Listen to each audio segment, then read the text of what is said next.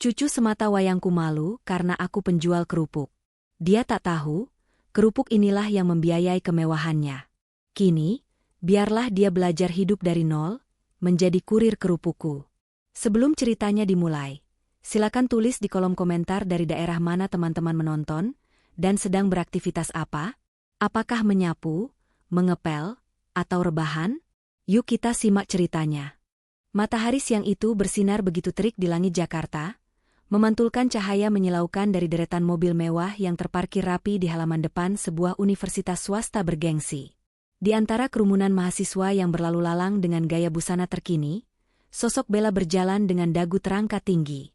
Ia mengenakan kacamata hitam bermerek yang menutupi sebagian wajah cantiknya, sementara tangan kanannya menjinjing tas kulit impor yang harganya setara dengan gaji setahun seorang pegawai biasa. Bella adalah primadona di kampusnya. Bukan hanya karena parasnya yang menawan, tetapi juga karena citra yang selama ini ia bangun dengan sangat rapi dan teliti. Di mata teman-temannya, Bella adalah putri tunggal dari keluarga pengusaha properti yang memiliki banyak aset di luar negeri. Tidak ada satu orang pun yang meragukan cerita itu, mengingat bagaimana Bella selalu tampil sempurna tanpa celah. Ia tidak pernah absen mentraktir teman-temannya makan di restoran mahal, dan ia selalu menjadi orang pertama yang memiliki gawai keluaran terbaru. "Bel, nanti sore jadikan kita ke salon? Mumpung besok sudah mau wisuda, kita harus tampil maksimal," ujar Clarissa, teman satu geng Bella yang selalu menempel padanya seperti perangko. Clarissa adalah tipe gadis yang sangat memuja status sosial. Ia hanya mau berteman dengan orang-orang yang ia anggap selevel, dan seringkali mencibir mahasiswa lain yang berpenampilan sederhana. Bella tersenyum tipis sambil mengibaskan rambut panjangnya yang berkilau. "Tentu saja jadi. Aku sudah reservasi tempat VIP untuk kita berdua. Kamu tenang saja, semuanya aku yang urus." "Duh, kamu memang sahabat terbaikku, Bella. Beruntung banget Dimas punya pacar sekaya dan secantik kamu," puji Clarissa dengan nada yang dibuat-buat, namun cukup untuk membuat ego Bella melambung tinggi. Dimas, kekasih Bella yang merupakan kapten tim basket kampus, berjalan mendekat dan merangkul pinggang Bella dengan mesra. "Nanti malam aku jemput pakai mobil baru ya, Yang. Papaku baru saja membelikan mobil sport untuk hadiah kelulusan. Cocok kan kalau disandingkan sama mobil kamu?" Bella mengangguk antusias, meskipun ada sedikit rasa cemas yang menyelinap di hatinya. Mobil yang ia pakai sehari-hari sebenarnya adalah pemberian neneknya, namun ia selalu mengakui itu sebagai hadiah dari orang tuanya yang fiktif. Kebohongan demi kebohongan telah ia tumpuk begitu tinggi, hingga menjadi sebuah menara gading yang rapuh. Ia takut, satu guncangan kecil saja bisa meruntuhkan segalanya. Setelah menghabiskan waktu berjam-jam bercengkerama dengan teman-temannya dan membahas rencana pesta kelulusan, Bella akhirnya memutuskan untuk pulang. Ia mengendarai mobil sedan putihnya membelah kemacetan ibu kota, menuju sebuah kawasan perumahan elit di pinggiran kota. Rumah yang ditinggali Bella cukup besar dan megah, dengan pilar-pilar tinggi yang kokoh. Namun, bagi Bella, rumah itu menyimpan rahasia terbesar yang paling ia benci. Begitu mobilnya memasuki garasi, aroma itu langsung menyergap indera penciumannya. Aroma amis udang bercampur bawang putih yang digoreng dengan minyak panas. Bau kerupuk. Bau yang sangat Bella benci karena mengingatkannya pada asal-usulnya yang sebenarnya. Bella membanting pintu mobil dengan kesal dan melangkah masuk ke dalam rumah. Di dapur yang luas dan sebenarnya dilengkapi peralatan modern itu, terlihat seorang wanita tua berambut putih sedang sibuk di depan wajan raksasa. Wanita tua itu mengenakan daster batik yang sudah pudar warnanya dan celemek yang penuh noda minyak. Itu adalah Nenek Lestari, satu-satunya keluarga yang Bella miliki setelah kedua orang tuanya meninggal dunia saat ia masih bayi.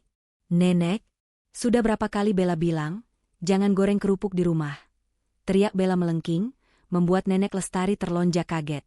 Wanita tua itu mematikan kompor dan berbalik menatap cucu kesayangannya dengan tatapan lembut. Wajahnya yang keriput dihiasi senyum tulus, meskipun peluh membasahi dahinya. Cucuku yang cantik sudah pulang. Maaf ya, Nenek lagi coba resep baru. Ini pesanan khusus dari pelanggan lama, katanya mereka rindu rasa kerupuk buatan tangan Nenek." "Aku tidak peduli," bentak Bella sambil menutup hidungnya dengan tangan, seolah-olah ia sedang mencium bau bangkai. Baunya sampai ke garasi. "Nek, bagaimana kalau teman-teman Bella datang ke sini? Bagaimana kalau Dimas mampir? Mereka bakal tahu kalau rumah ini bau pabrik kerupuk. Mau ditaruh di mana muka Bella? Nenek Lestari menghela napas panjang, mencoba meredam rasa perih di hatinya mendengar ucapan kasar cucunya. Ia mengambil piring kecil berisi beberapa keping kerupuk yang baru saja matang. Kerupuk itu berwarna keemasan dan terlihat sangat renyah. Cobalah dulu, Bel. Ini rasanya enak sekali. Nenek pakai udang pilihan yang baru datang dari pelelangan ikan tadi pagi. Siapa tahu kamu suka. Nenek Lestari berjalan mendekat, menyodorkan piring itu dengan penuh harap. Ia ingin sekali berbagi hasil jeripayahnya dengan satu-satunya orang yang ia cintai di dunia ini.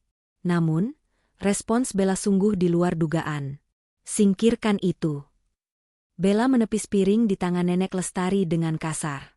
Prang! Piring kaca itu jatuh ke lantai dan pecah berkeping-keping. Kerupuk-kerupuk yang baru digoreng itu berserakan di antara pecahan beling, kotor dan tak lagi berharga. Nenek Lestari terdiam, memandangi kerupuk hasil karyanya yang kini menjadi sampah. Hatinya terasa sakit, lebih sakit daripada saat minyak panas memercik ke kulit tangannya. Bella? Suara Nenek Lestari bergetar. Kenapa kamu jadi seperti ini, Nak? Dulu waktu kecil, kamu paling suka menemani nenek menggoreng kerupuk. Kamu selalu minta yang paling garing. Itu dulu. Sekarang aku sudah dewasa, Nek. Aku ini calon sarjana, punya pacar anak orang kaya, dan teman-teman sosialita. Aku malu punya nenek penjual kerupuk keliling. Bella meluapkan emosinya yang sudah tertahan seharian. Ketakutannya akan terbongkarnya identitas aslinya, membuat ia menjadi paranoid dan kejam. Asal nenek tahu ya, lanjut Bella dengan napas memburu, uang yang nenek kasih ke aku itu tidak bisa membeli harga diri. Teman-temanku itu orang berkelas. Orang tua mereka direktur, pejabat, pengusaha besar. Kalau mereka tahu nenekku cuma tukang goreng kerupuk yang sering keliling naik sepeda motor butut itu, aku pasti dikucilkan. Clarissa pasti akan menertawakan aku habis-habisan. Nenek Lestari menatap nanar wajah cucunya. Ia ingin sekali menjelaskan bahwa ia bukan sekadar penjual kerupuk keliling biasa. Ia ingin memberitahu bahwa pabrik kerupuk yang ia rintis dari nol kini sudah memiliki ratusan karyawan dan mengekspor kontainer ke berbagai negara. Namun, Nenek Lestari menahan diri. Ia tidak ingin Bella menghormatinya hanya karena uang. Ia ingin Bella menghargai kerja keras dan kejujuran. Sayangnya, didikan memanjakan Bella dengan fasilitas mewah, tanpa mengenalkan prosesnya tampaknya menjadi bumerang bagi dirinya sendiri. Maafkan nenek, Bella, ucap Nenek Lestari lirih sambil berjongkok memunguti pecahan piring. Nenek cuma mau cari uang halal buat kamu. Buat bayar kuliah kamu yang mahal itu, buat beli bensin mobil kamu, buat kamu belanja baju bagus. Sudahlah. Nenek tidak usah drama, potong Bella ketus. Ia tidak sedikit pun berniat membantu neneknya membereskan kekacauan yang ia buat. Mulai besok, pokoknya Bella tidak mau lihat nenek goreng-goreng kerupuk lagi di jam Bella ada di rumah. Dan satu lagi, jangan pernah berani-berani lewat di depan kampus Bella kalau lagi jualan keliling. Kalau sampai teman Bella lihat, Bella bakal pura-pura tidak kenal sama nenek. Setelah mengucapkan ancaman itu, Bella membalikkan badan dan melangkah cepat menuju kamarnya di lantai 2. Ia membanting pintu kamar dengan keras, meninggalkan Nenek Lestari yang masih berjongkok di lantai dapur yang dingin. Di dalam kamarnya yang sejuk ber-AC, Bella melempar tas mahalnya ke atas kasur empuk. Ia berjalan menuju cermin besar dan menatap pantulan dirinya. Wajahnya cantik, kulitnya mulus berkat perawatan mahal, dan pakaiannya bermerek. Aku ini Bella, gumamnya pada diri sendiri. Aku pantas mendapatkan yang terbaik. Aku tidak akan membiarkan masa lalu atau latar belakang nenek menghancurkan masa depanku. Sementara itu, di dapur bawah, Nenek Lestari menyeka air mata yang menetes di pipinya dengan ujung daster. Ia memungut kerupuk yang sudah kotor itu satu persatu. Kerupuk itu adalah simbol cintanya, simbol perjuangannya menghidupi Bella sejak orang tuanya tiada. Namun kini, simbol itu dianggap sebagai aib yang memalukan. Ya Tuhan, doa Nenek Lestari dalam hati, sadarkanlah cucuku. Jangan biarkan harta membutakan matanya. Hamba ikhlas dihina, tapi hamba tidak ingin dia menjadi manusia yang lupa daratan. Tiba-tiba, ponsel tua milik Nenek Lestari yang tergeletak di meja makan berbunyi. Di layar yang retak itu, tertera nama Rangga. Rangga adalah orang kepercayaan Nenek Lestari, pemuda cerdas yang mengelola manajemen ekspor pabrik kerupuk Sari Rasa milik Nenek. Nenek Lestari menarik napas panjang, berusaha menormalkan suaranya sebelum mengangkat telepon. Halo, Rangga. Ada apa? Halo, Ibu Lestari. Maaf mengganggu sore-sore. Suara Rangga terdengar sopan dan tegas di seberang sana. Saya hanya ingin mengonfirmasi soal pengiriman 2 kontainer ke Belanda minggu depan. Pihak pembeli dari Eropa sangat puas dengan sampel kerupuk udang premium yang Ibu buat kemarin. Mereka minta kontrak jangka panjang ditambah. Nenek Lestari tersenyum getir. Di satu sisi dunia, kerupuknya dipuja dan dihargai mahal oleh orang-orang asing. Namun di rumahnya sendiri, di hadapan darah dagingnya, kerupuk itu dianggap sampah yang menjijikan. Alhamdulillah, Rangga. Atur saja sesuai prosedur. Kamu yang tanda tangan perwakilannya seperti biasa. Saya sedang tidak enak badan hari ini, jawab Nenek Lestari pelan. Baik, Bu. Ibu istirahat saja. Oh ya, besok lusa adalah hari wisuda cucu Ibu, kan? Saya sudah siapkan karangan bunga besar atas nama perusahaan, tapi tidak pakai logo kerupuk sesuai permintaan Ibu, supaya cucu Ibu tidak malu, kata Rangga penuh pengertian. Rangga tahu betul bagaimana tabiat Bella, meski ia belum pernah bertemu langsung dengan gadis itu dalam kapasitas sebagai manajer. Terima kasih, Rangga. Kamu memang paling mengerti. Suara Nenek Lestari tercekat. Pembicaraan itu berakhir singkat. Nenek Lestari kembali menatap pecahan piring di tangannya. Besok adalah hari besar Bella. Hari di mana ia akan diwisuda. Nenek Lestari sudah membayangkan hari itu sejak Bella masih balita. Ia ingin melihat cucunya memakai toga, berdiri gagah sebagai sarjana. Namun, bayangan wajah Bella yang penuh kebencian tadi membuat nyali Nenek Lestari ciut. Apakah kehadirannya akan diinginkan? Di lantai atas, Bella sedang sibuk menelepon Dimas, tertawa manja seolah tidak baru saja menghancurkan hati seseorang di lantai bawah. Suara tawanya terdengar samar-samar sampai ke dapur, menyayat hati tua yang kesepian itu. Nenek Lestari bangkit berdiri, membuang pecahan piring ke tempat sampah, lalu berjalan tertatih menuju kamarnya yang sederhana. Ia membuka lemari kayu tua yang berderit, menatap sebuah kebaya brokat berwarna merah marun yang tergantung rapi di sana, terbungkus plastik. Kebaya itu ia jahit sendiri dengan tangan, khusus untuk hari wisuda Bella. Apakah aku boleh memakai ini nanti? Bisiknya pada kesunyian kamar. Hari wisuda tinggal menghitung jam. Suasana di rumah besar itu terasa semakin tegang, setidaknya bagi Nenek Lestari. Sejak pertengkaran di dapur kemarin, Bella hampir tidak berbicara sepatah kata pun padanya. Gadis itu lebih banyak menghabiskan waktu di dalam kamar, atau pergi keluar bersama teman-temannya hingga larut malam. Pagi ini, Nenek Lestari bangun lebih awal dari biasanya, bahkan sebelum ayam jantan berkokok. Ia melakukan salat subuh dengan khusyuk, mendoakan kelancaran acara wisuda cucunya. Setelah itu, ia mengeluarkan setrika arang kuno yang masih ia simpan. Meski ia mampu membeli setrika uap termahal sekalipun, Nenek Lestari merasa setrika arang memberikan hasil yang lebih rapi untuk kain kebaya halusnya. Dengan hati-hati, ia menggosok kebaya merah marun itu. Setiap garis lipatan ia perhatikan dengan detail. Kebaya ini memiliki nilai sejarah. Kain dasarnya adalah peninggalan almarhumah ibunya Bella, yang disimpan nenek bertahun-tahun. Nenek Lestari menjahitnya kembali, menambahkan payet-payet emas di bagian leher dan lengan dengan tangannya sendiri.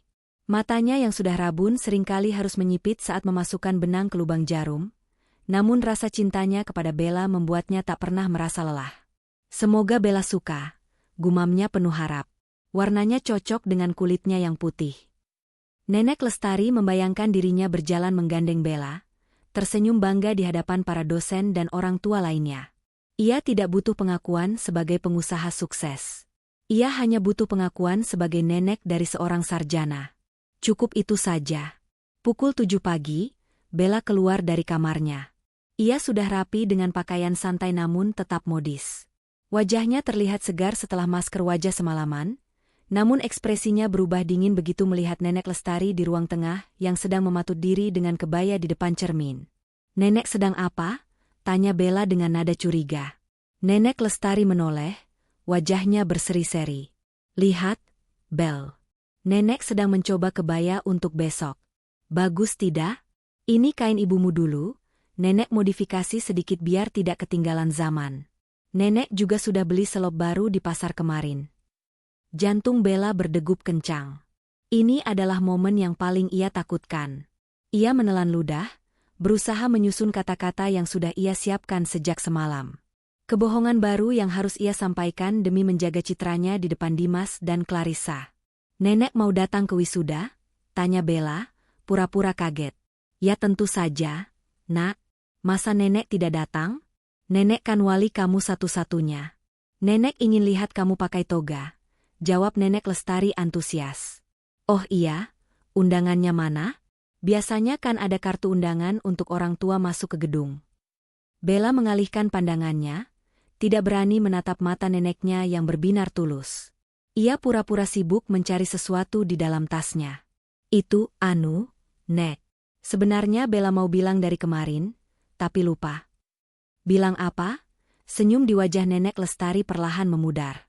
Tahun ini peraturan kampus berubah, Nek, bohong Bella. Suaranya terdengar meyakinkan karena ia sudah melatihnya berkali-kali di depan cermin. Karena kapasitas gedung yang terbatas dan jumlah wisudawan yang membludak, pihak kampus tidak mengizinkan orang tua atau wali untuk masuk ke dalam gedung utama. Undangan itu ditiadakan. Ditiadakan? Nenek Lestari tertegun. Bahunya merosot lemas. Jadi, tidak ada orang tua yang boleh masuk? Semuanya? Iya, semuanya, sambar Bella cepat. Hanya mahasiswa wisudawan dan dosen yang boleh masuk. Orang tua cuma boleh tunggu di parkiran atau nonton lewat layar tancap di luar gedung. Panas, Nek, berdesak-desakan. Kasihan nenek kalau harus nunggu di luar seharian. Nenek Lestari menatap kebaya di tangannya dengan pandangan kosong. Tapi, tetangga sebelah anaknya wisuda tahun lalu, orang tuanya boleh masuk. Masa sekarang tidak boleh? Kan beda tahun, beda peraturan, Nek? Nada suara Bella mulai meninggi, taktik defensif untuk menutupi kebohongannya. Lagian nenek ini ngeyel banget sih kalau dibilangin.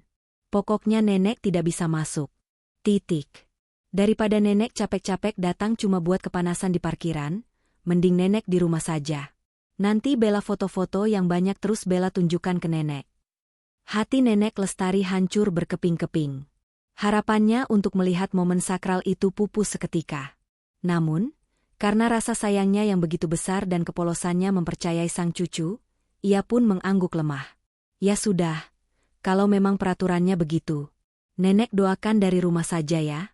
Kamu yang cantik, yang pintar. Banggakan orang tuamu di surga. Bella merasa lega luar biasa. Beban berat di pundaknya terangkat. Nah, gitu dong. Nenek istirahat saja di rumah. Bella berangkat dulu ya, mau gladi resik terakhir. Tanpa rasa bersalah, Bella menyambar kunci mobil dan pergi meninggalkan Nenek Lestari yang kembali melipat kebaya merah marun itu dengan air mata tertahan. Kebaya yang tak jadi dipakai, saksi bisu kekecewaan seorang nenek. 1 jam kemudian, Bella duduk di sebuah kafe mewah dekat kampus. Di tangannya, ia memegang 2 lembar kertas tebal berwarna emas dengan tulisan elegan. Undangan VIP, wisuda sarjana. Undangan yang ia katakan, tidak ada, kepada neneknya. Hai, sayang. Sapa Dimas yang baru datang, langsung duduk di samping Bella dan mengecup pipinya. Hai juga. Bella tersenyum lebar, menyodorkan 1 undangan itu kepada Dimas. Ini undangan buat kamu. Pastikan kamu duduk di barisan depan ya. Aku mau pas aku dipanggil ke panggung, kamu orang pertama yang aku lihat. Dimas menerima undangan itu dengan senang hati. Pasti dong. Papaku juga titip salam. Katanya maaf tidak bisa datang karena ada meeting di Singapura. Tapi tenang, aku yang akan jadi pendamping kamu. Tak lama kemudian, Clarissa datang dengan gaya hebohnya. Bella, mana jatah undanganku? Kamu janji kan mau kasih aku kursi VIP. Nih, Bella menyerahkan undangan kedua kepada Clarissa. Jaga baik-baik ya. Itu jatah untuk orang tua wali sebenarnya. Tapi aku bilang ke panitia kalau orang tuaku lagi di luar negeri semua, jadi aku kasih ke sepupu dan tunangan. Clarissa tertawa renyah sambil mengamati undangan mahal itu. Gila, kamu cerdas banget, Bel. Jadi nenek kamu yang jualan kerupuk itu beneran gak datang? Wajah Bella berubah masam sejenak saat Clarissa menyinggung soal neneknya. SSST. Jangan keras-keras. Iya, aku sudah bilang kalau aturannya nggak boleh bawa orang tua. Aman. Baguslah, sahut Clarissa. Jujur aja ya, Bel. Kalau sampai nenek kamu datang dengan dandanan kampung, bisa turun pamor kita satu geng. Bayangkan saja, kita lagi foto-foto cantik, tiba-tiba ada nenek-nenek bau minyak jelantah nyelip. Ih, mimpi buruk. Mereka bertiga tertawa bersama. Tawa yang terdengar begitu hampa dan kejam. Bella merasa dirinya telah memenangkan segalanya. Status, cinta, dan pengakuan teman. Ia tidak sadar bahwa ia baru saja menggadaikan hati nuraninya. Sementara itu, di rumah Nenek Lestari, sebuah mobil sedan hitam mengkilap berhenti di depan pagar. Rangga turun dari mobil dengan setelan jas rapi.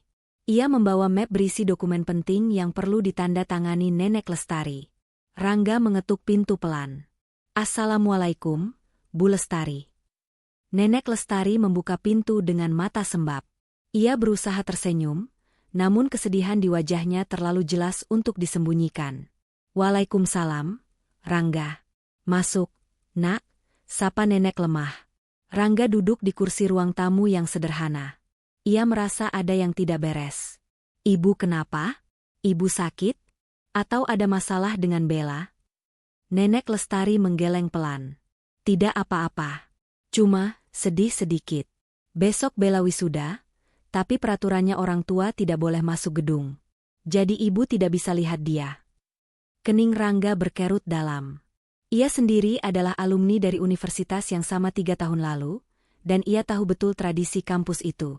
Ia juga tahu bahwa kampus itu baru saja merenovasi gedung pertemuan menjadi 2 kali lebih besar berkat sumbangan dari donatur misterius, yang tak lain adalah Nenek Lestari sendiri melalui perusahaan kerupuknya. Tidak boleh masuk? Tanya Rangga dengan nada heran. Setahu saya, tahun ini justru kuota undangan ditambah, Bu. Rektor bahkan menyiapkan tribun khusus untuk keluarga. Nenek Lestari terdiam. Ia menatap Rangga dengan bingung. Tapi, Bella bilang. Rangga segera memahami situasinya. Rahangnya mengeras menahan amarah. Ia tahu Bella malu mengakui neneknya, tapi membohongi wanita tua yang telah membesarkannya seperti ini sungguh keterlaluan. Namun, Rangga tidak ingin memperkeruh suasana hati Nenek Lestari saat ini dengan membuka kedok Bella secara frontal. Ia memilih cara lain. Cara yang lebih elegan. Mungkin Bella salah informasi, Bu, kata Rangga dengan nada menenangkan. Atau mungkin undangan reguler memang habis. Tapi ibu tenang saja. Sebagai donatur utama kampus, ibu punya hak istimewa. Maksudmu? Tanya Nenek Lestari tak mengerti. Rangga tersenyum misterius. Ibu lupa?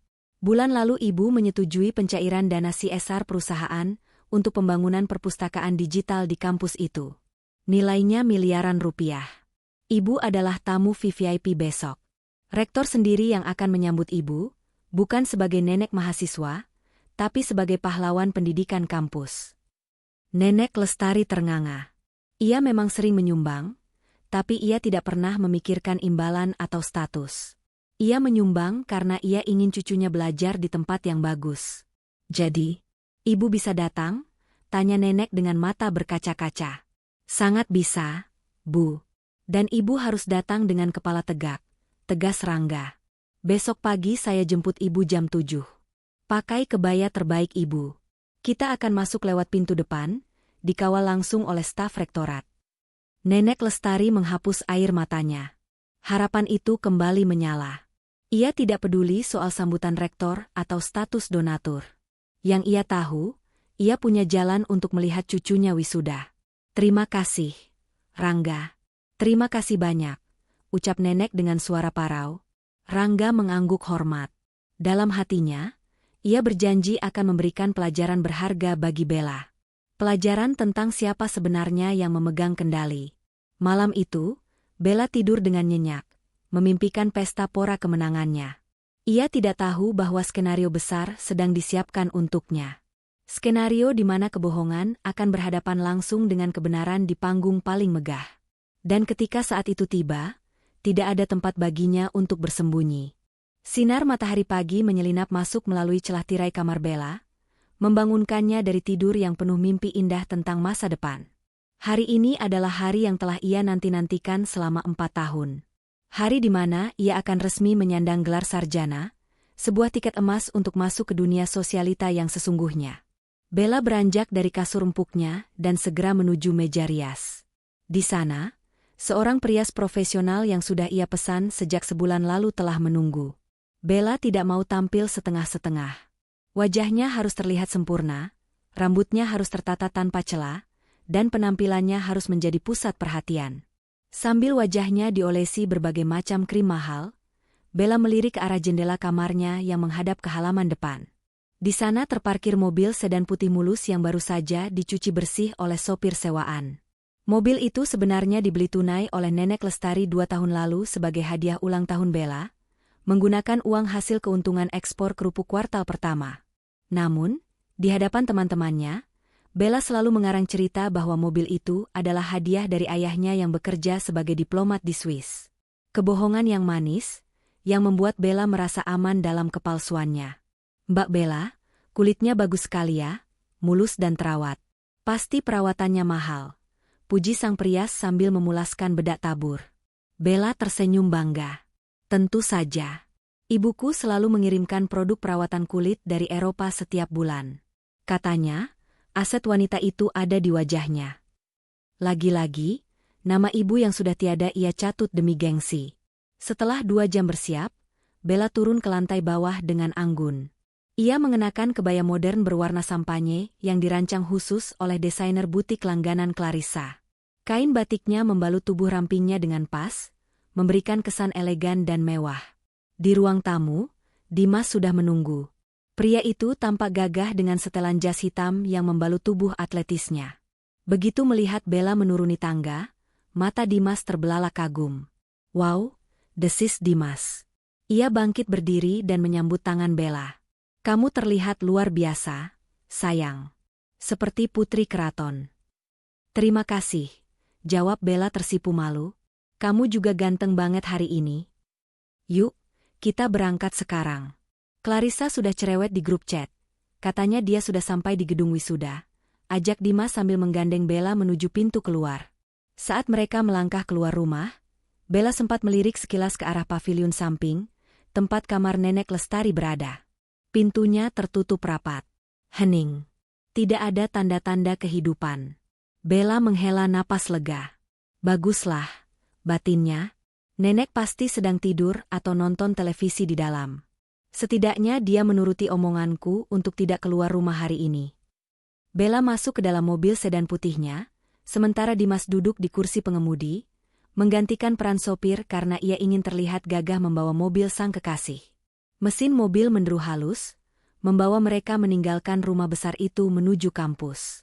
Sepanjang perjalanan, Bella tidak henti-hentinya bersuah foto dan mengunggahnya ke media sosial dengan keterangan, "Graduation Day. Thanks Mom and Dad for everything. Miss you both in Europe." Sementara itu, di dalam rumah yang baru saja ditinggalkan Bella, suasana justru terasa sangat berbeda. Nenek Lestari tidak sedang tidur, apalagi bersantai. Wanita tua itu duduk diam di tepi ranjangnya, menatap kebaya merah marun yang sudah ia pakai. Riasannya sangat sederhana, hanya bedak tipis dan lipstik warna merah bata yang warnanya sudah hampir habis. Meski sederhana, aura keibuan dan ketangguhan memancar kuat dari wajahnya. Namun, ada gurat kesedihan yang mendalam di matanya. Ia mendengar deru mobil Bella menjauh, membawa serta cucu yang sangat ia cintai, meninggalkannya sendirian di hari bahagia itu. "Ya Allah, lindungilah cucuku di hari bahagianya," doa Nenek Lestari lirih. Ia tidak marah, hanya kecewa. Kekecewaan seorang ibu yang merasa gagal mendidik anaknya untuk menjadi manusia yang bersyukur. Tiba-tiba, suara klakson mobil terdengar dari depan pagar. Bukan suara klakson mobil biasa, melainkan klakson yang berat dan berwibawa. Nenek Lestari melongok dari jendela. Sebuah mobil MPV, multipurpose vehicle, mewah berwarna hitam mengkilap berhenti tepat di depan gerbang. Seorang sopir berseragam safari turun dengan sigap membukakan pintu penumpang, dan keluarlah Rangga. Rangga berjalan tegap memasuki halaman rumah. Ia mengenakan batik lengan panjang dengan motif yang sangat elegan, terlihat rapi dan profesional. Ia mengetuk pintu utama, lalu bergegas menuju pintu samping saat melihat Nenek Lestari sudah menunggu di teras. "Selamat pagi, Ibu Lestari," sapa Rangga dengan senyum hangat, mencoba mencairkan suasana hati bosnya yang ia tahu sedang mendung. "Ibu terlihat sangat anggun hari ini. Kebaya itu cocok sekali dengan Ibu." Nenek Lestari tersenyum tipis, memaksakan diri untuk terlihat tegar. "Ah, kamu bisa saja, Rangga. Ini kebaya lama. Apa saya tidak terlihat aneh naik mobil sebagus itu pakai baju seperti ini?" "Sama sekali tidak, Bu. Justru mobil itu yang akan terlihat lebih berkelas karena ditumpangi oleh Ibu," jawab Rangga tulus. "Mari, Bu. Kita tidak boleh terlambat. Rektor sudah menunggu kedatangan Ibu di ruang VIP sebelum acara dimulai." Nenek Lestari mengangguk dan mengikuti langkah Rangga. Saat ia hendak masuk ke dalam mobil mewah itu, ia berhenti sejenak. Ia berlari kecil kembali ke dalam rumah dan mengambil sebuah toples kaca besar berisi kerupuk udang yang sudah ia goreng semalam. Toples itu dihias pita merah sederhana. "Loh, Ibu mau bawa kerupuk itu?" tanya Rangga sedikit terkejut saat melihat Nenek Lestari mendekap toples itu seperti barang berharga. "Iya, Rangga. Ini simbol. Saya tidak mau datang dengan tangan kosong. Lagi pula, gedung perpustakaan itu dibangun dari hasil penjualan kerupuk ini, kan? Jadi kerupuk ini juga punya hak untuk hadir," jawab Nenek Lestari dengan mata berbinar jenaka, namun tersirat makna yang dalam. Rangga tersenyum kagum. "Ibu benar. Itu ide yang brilian. Silakan masuk, Bu." Mobil hitam mewah itu meluncur pelan meninggalkan pekarangan rumah, membawa Nenek Lestari menuju tempat di mana ia seharusnya berada, bukan di parkiran panas, melainkan di kursi kehormatan. Di kampus, suasana sudah sangat ramai. Bella, Dimas, dan Clarissa berdiri berkelompok di dekat pintu masuk gedung, menjadi pusat perhatian. Mereka tertawa lepas, saling memuji penampilan masing-masing, dan membicarakan rencana liburan pasca wisuda ke Bali. Bel, sumpah ya, mobil kamu tadi keren banget pas masuk lobi. Semua orang ngelihatin," seru Clarissa antusias. "Orang tua kamu memang gak main-main kalau kasih hadiah." Bella tertawa renyah, mengibaskan kipas tangannya. "Biasa aja kali, Riz. Itu cuma mobil operasional buat aku kuliah. Nanti kalau aku sudah kerja pegang perusahaan papa, pasti diganti yang lebih bagus." "Keren," puji Dimas sambil merangkul bahu Bella. "Aku makin bangga sama kamu. Sudah cantik, pintar, kaya raya lagi. Paket lengkap." Bella merasa melayang. Ia merasa dunia ada di genggamannya. Ia merasa aman. Tidak ada nenek tua bau minyak jelantah yang akan merusak momen sempurnanya. Ia tidak tahu bahwa beberapa kilometer dari sana, Aib, yang ia sembunyikan sedang menuju ke tempat yang sama, dikawal selayaknya pejabat negara.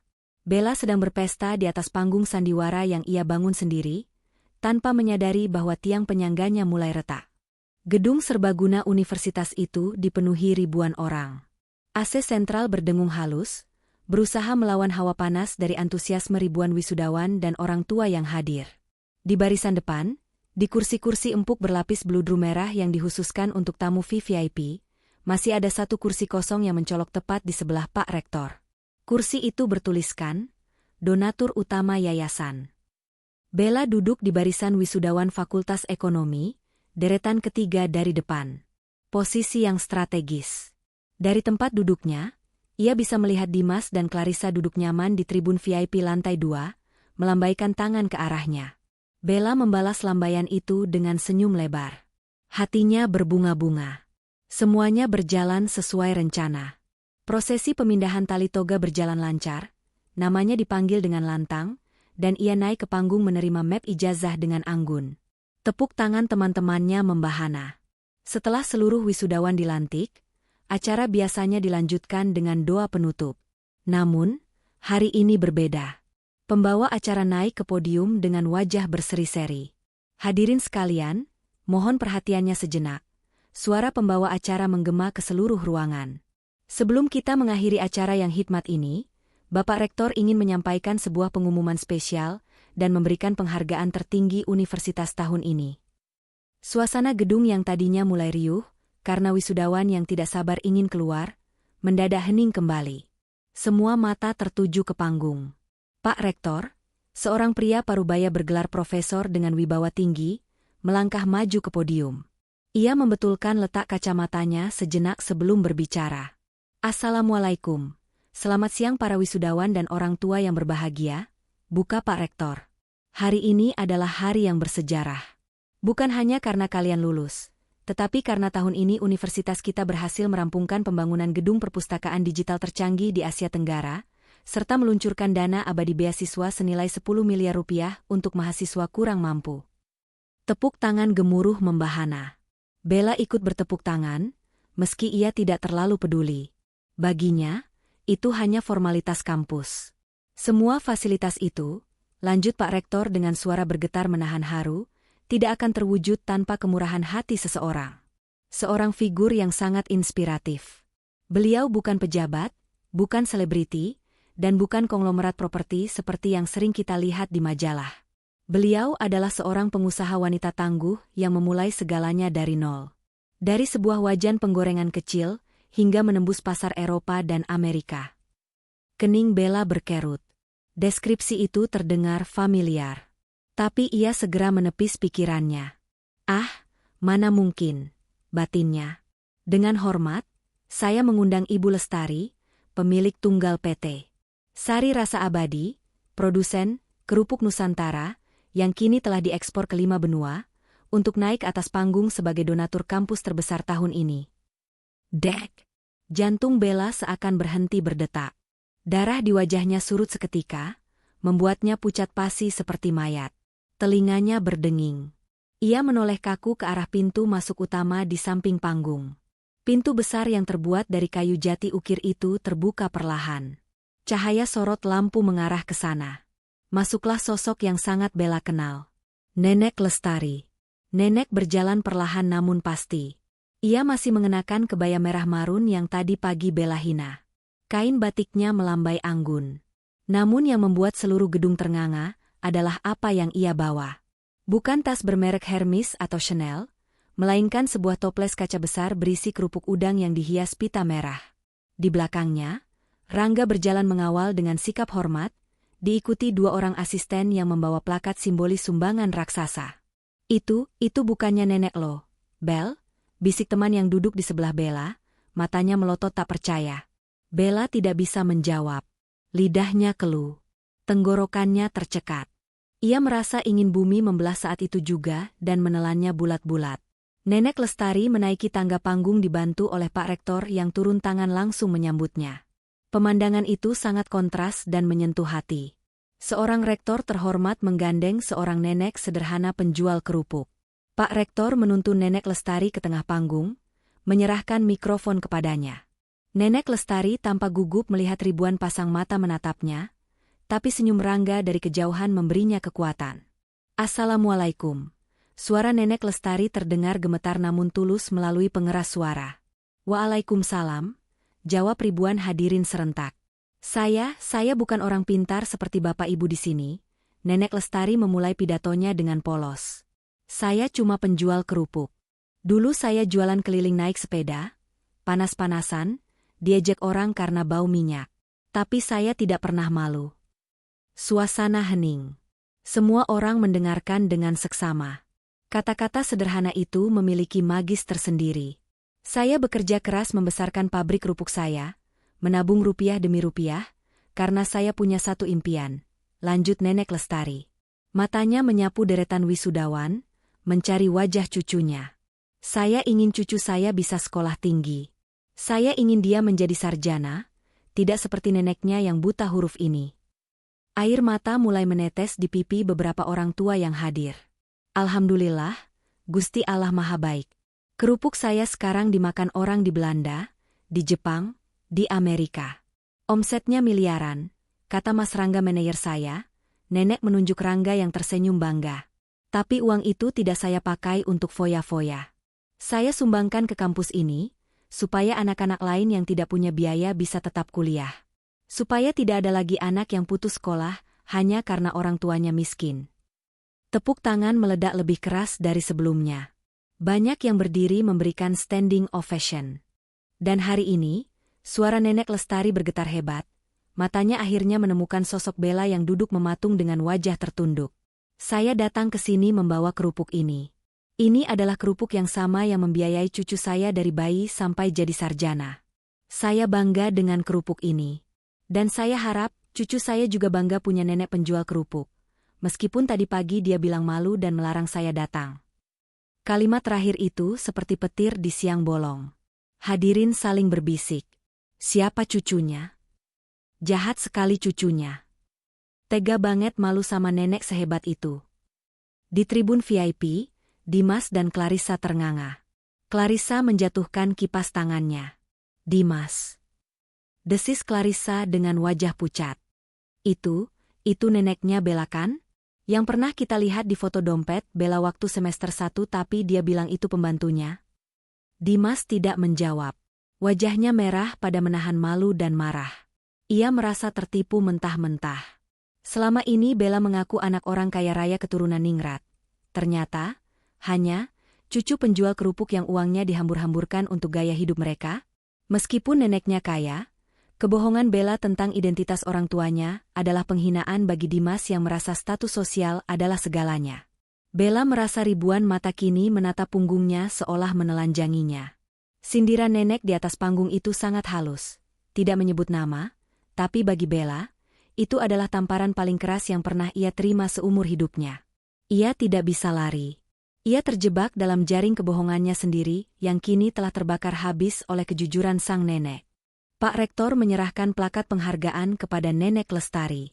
Terima kasih, Ibu Lestari. Ibu adalah pahlawan pendidikan yang sebenarnya. Nenek Lestari menerima plakat itu, lalu mengangkat toples kerupuknya tinggi-tinggi. Fotografer berebut mengabadikan momen ikonik itu. Seorang wanita tua sederhana, berdiri di panggung megah, diapit para akademisi bertoga, dengan bangga memamerkan kerupuk udangnya. Sebuah simbol kemenangan kerja keras atas gengsi yang kosong.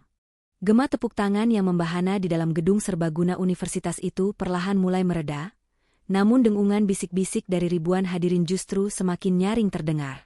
Suasana yang tadinya hikmat berubah menjadi penuh tanda tanya dan rasa penasaran yang begitu kental. Di atas panggung, Nenek Lestari berdiri dengan sorot mata yang teduh namun memancarkan kekuatan yang selama ini tersembunyi. Ia masih memegang toples kaca berisi kerupuk udang itu dengan erat. Seolah benda itu adalah piala paling berharga di dunia, jauh lebih berharga daripada plakat emas yang baru saja diserahkan oleh Pak Rektor. Bagi Bella, dunia seakan berhenti berputar. Udara di dalam gedung yang sejuk berkat pendingin ruangan sentral, mendadak terasa begitu sesak dan mencekik lehernya. Ia duduk mematung di kursinya, tubuhnya kaku sekeras batu. Keringat dingin mulai mengalir di punggungnya yang terbalut kebaya mahal. Ia bisa merasakan tatapan mata teman-teman satu angkatannya yang duduk di sekelilingnya. Tatapan itu bukan lagi tatapan kagum atau iri seperti biasanya, melainkan tatapan menyelidik, curiga, dan beberapa di antaranya mengandung cemoohan. "Hei, Bel," bisik seorang wisudawan di sebelahnya, suaranya terdengar tajam di telinga Bella. "Itu benar nenek kamu? Kok mukanya mirip sama foto yang pernah jatuh dari dompetmu dulu? Waktu itu kamu bilang itu foto pembantu lamamu yang sudah meninggal, kan?" Pertanyaan itu menghujam dada Bella seperti belati. Ia tidak mampu menjawab. Lidahnya terasa keluh, terkunci rapat di langit-langit mulutnya. Ia hanya menunduk dalam-dalam, berharap rambutnya yang tergerai indah bisa menutupi wajahnya yang kini pucat pasi. Sementara itu, di atas panggung, sesi foto bersama sedang berlangsung. Para wartawan dari berbagai media lokal maupun nasional berebut mengambil gambar Nenek Lestari. Kilatan lampu kamera berkedip-kedip tanpa henti, mengabadikan momen langka di mana seorang wanita tua berpenampilan sangat sederhana berdiri sejajar dengan jajaran petinggi universitas. Rangga, yang berdiri tidak jauh dari Nenek Lestari, tersenyum puas. Ia melihat ke arah tribun wisudawan, matanya yang tajam mencari sosok Bella. Ketika ia menemukan Bella yang sedang menunduk ketakutan, senyumnya berubah menjadi seringai tipis. Ini adalah pelajaran pertama. Setelah sesi foto selesai, Nenek Lestari dibimbing turun dari panggung oleh Pak Rektor. Namun, bukannya langsung keluar lewat pintu belakang panggung, para wartawan yang haus berita langsung mengerumuni mereka di area bawah panggung. Mereka menyodorkan alat perekam suara dan melontarkan berbagai pertanyaan. Ibu Lestari, bisa diceritakan bagaimana awalnya Ibu membangun bisnis kerupuk ini hingga bisa menyumbang miliaran rupiah? Tanya seorang wartawan wanita dengan antusias. Nenek Lestari tersenyum ramah, senyum yang tulus tanpa kepalsuan. Semuanya berawal dari rasa sayang saya pada keluarga. Nak, saya ingin cucu saya hidup layak. Kerupuk ini digoreng dengan doa seorang ibu dan nenek. Ngomong-ngomong soal cucu, Bu, sela wartawan lain. Tadi Ibu bilang cucu Ibu wisuda hari ini di sini. Siapa namanya, Bu? Pasti dia bangga sekali punya nenek inspiratif seperti Ibu. Boleh kami wawancara cucunya juga? Pertanyaan itu membuat jantung Bella yang berada beberapa meter dari kerumunan wartawan seakan mau copot. Jika namanya disebut, tamatlah riwayat sosialitanya. Semua kebohongan tentang ayah diplomat dan ibu sosialita di Eropa akan terbongkar, saat itu juga di depan kamera televisi. Bella panik luar biasa. Otaknya berputar cepat mencari jalan keluar. Tiba-tiba, sebuah ide nekat muncul di benaknya. Daripada ia ketahuan sebagai pembohong yang malu mengakui neneknya, lebih baik ia berakting seolah-olah ia adalah cucu yang berbakti namun rendah hati. Bella segera berdiri, merapikan kebayanya, dan memasang senyum paling manis yang bisa ia buat. Ia memutuskan untuk menghampiri neneknya sebelum Nenek Lestari sempat menyebut namanya. Ia akan memeluk neneknya di depan wartawan, berpura-pura menangis haru, dan menyelamatkan citranya. Nenek, seru Bella dengan suara yang dibuat bergetar menahan tangis. Ia menerobos barisan kursi wisudawan, berjalan setengah berlari menuju kerumunan wartawan. Nenekku sayang. Semua mata kini tertuju pada Bella. Para wartawan segera mengarahkan kamera mereka ke arah gadis cantik berkebaya sampanye yang berlari mendekat. Wah, ini cucunya, bisik para wartawan. Cantik sekali, seperti model. Bella sampai di depan Nenek Lestari. Ia merentangkan kedua tangannya, bersiap memberikan pelukan hangat palsu untuk konsumsi media. Nenek, Bella bangga banget sama Nenek. Kenapa Nenek nggak bilang kalau Nenek donatur kampus? Bella terharu banget. Bella mengharapkan Nenek Lestari akan menyambut pelukannya dengan air mata bahagia seperti biasanya. Ia yakin neneknya yang pemaaf akan luluh melihat cucu kesayangannya datang. Namun, dugaan Bella salah besar. Saat tangan Bella hampir menyentuh bahu Nenek Lestari, Nenek memundurkan langkahnya perlahan. Ia tidak membalas rentangan tangan itu. Wajah Nenek Lestari datar, tanpa ekspresi.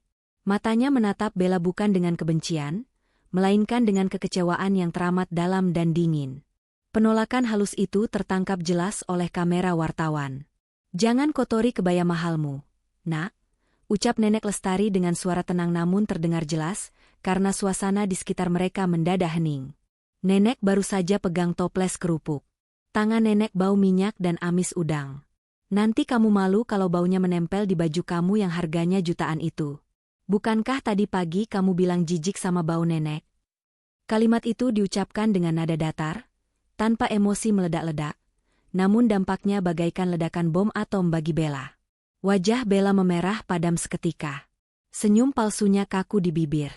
Para wartawan saling pandang, mencium aroma drama keluarga yang sensasional. Loh? Jadi cucunya malu sama neneknya? Celetuk salah satu wartawan. Bella tergagap. Enggak, Nek. Nenek bercanda ih. Bella kan sayang sama nenek. Bella mencoba meraih tangan Nenek Lestari lagi, berusaha keras mengendalikan situasi. Namun, sebelum Bella bisa menyentuh tangan keriput itu, Rangga dengan sigap melangkah maju, memosisikan badannya di antara Bella dan Nenek Lestari. Tubuh tegap Rangga menjadi tembok penghalang yang kokoh. Maaf, Mbak Bella, suara Rangga terdengar tegas dan formal. Ibu Lestari sudah lelah dan harus segera istirahat. Jadwal beliau sangat padat. Beliau harus menandatangani dokumen ekspor siang ini. Mohon berikan jalan. Rangga tidak memberi kesempatan Bella untuk membantah.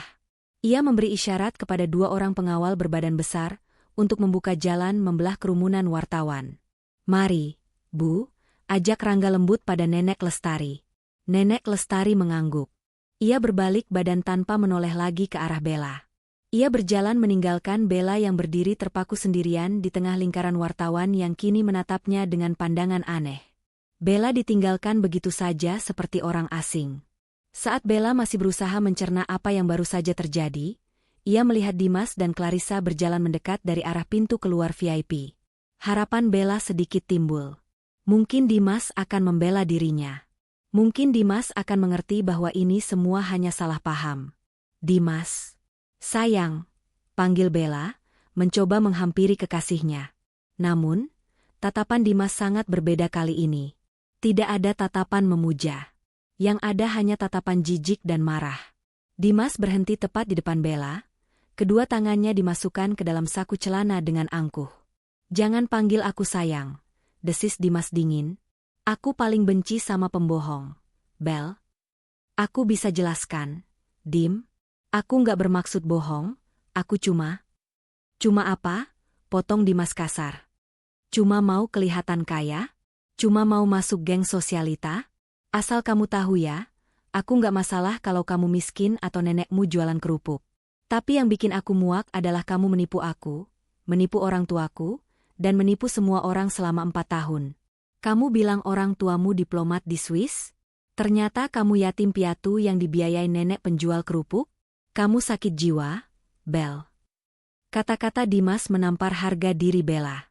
Di sebelahnya, Clarissa tertawa kecil, tawa yang menyakitkan. "Gila ya, Bel," ujar Clarissa sambil mengipas-ngipas wajahnya dengan undangan wisuda. "Pantesan kadang-kadang kalau aku main ke rumah kamu, ada bau-bau aneh kayak ikan asin. Ternyata sumbernya dari pabrik kerupuk nenek kamu ya? Duh, untung aku nggak pernah makan di rumah kamu. Takut keracunan makanan kampung." "Clarissa, kamu kok ngomong gitu? Kita kan sahabat." Bella mulai menangis. Kali ini air mata asli karena rasa takut kehilangan segalanya. "Sahabat?" Clarissa mendengus. "Sorry ya, geng kita itu punya standar. Kita nggak berteman sama penipu. Apalagi sama orang yang durhaka sama neneknya sendiri, sampai dipermalukan di depan umum kayak tadi. Social suicide, Bel. Kamu sudah tamat di kampus ini." Dimas dan Clarissa saling berpandangan, lalu berbalik pergi meninggalkan Bella. "Ayo, Riz. Kita cari tempat makan yang steril. Aku jadi mual gara-gara bau drama murah di sini," ajak Dimas sambil menggandeng Clarissa, meninggalkan Bella yang berdiri sendirian di tengah keramaian lobi gedung wisuda. Bella menatap punggung mereka yang menjauh. Ia melihat sekeliling. Orang-orang berbisik sambil menunjuk ke arahnya. "Itu tuh, cucunya yang durhaka. Cantik-cantik tapi hatinya busuk. Kasihan neneknya." Bella merasa kakinya lemas. Ia tidak punya siapa-siapa lagi. Neneknya pergi. Pacarnya putus. Sahabatnya mencampakkan. Ia sendirian di tengah keramaian pesta kelulusan yang seharusnya menjadi hari paling bahagia dalam hidupnya. Perjalanan pulang dari kampus ke rumah terasa sangat panjang dan menyiksa bagi Bella. Ia mengemudikan mobil sedan putihnya dengan tangan gemetar. Air mata terus mengalir membasahi pipinya, melunturkan riasan mahal yang tadi pagi ia banggakan. Ponselnya yang tergeletak di jok samping terus bergetar. Namun bukan ucapan selamat wisuda yang masuk, melainkan notifikasi dari grup-grup obrolan kampus yang sedang heboh membicarakan kejadian di gedung wisuda tadi. Video saat Nenek Lestari menolak pelukannya sudah viral di media sosial kampus dengan judul, "Drama Ratu Kampus. Dibuang Nenek Sultan Kerupuk." Bella mematikan ponselnya dengan kasar dan melemparnya ke jok belakang. Ia tidak sanggup membaca komentar-komentar pedas yang menghujatnya. Sesampainya di rumah, suasana terasa mencekam. Pagar rumah yang tinggi menjulang itu terbuka otomatis. Mobil mewah hitam yang tadi membawa Nenek Lestari sudah terparkir rapi di garasi, bersanding dengan mobil operasional pabrik. Bella memarkirkan mobilnya dengan asal, lalu berjalan gontai menuju pintu utama. Rumah besar itu sunyi, namun bukan sunyi yang damai. Itu adalah kesunyian sebelum badai. Saat Bella membuka pintu, ia melihat pemandangan yang membuat nyalinya ciut. Di ruang tengah, Nenek Lestari duduk di sofa tunggal layaknya seorang matriark yang memegang kekuasaan penuh.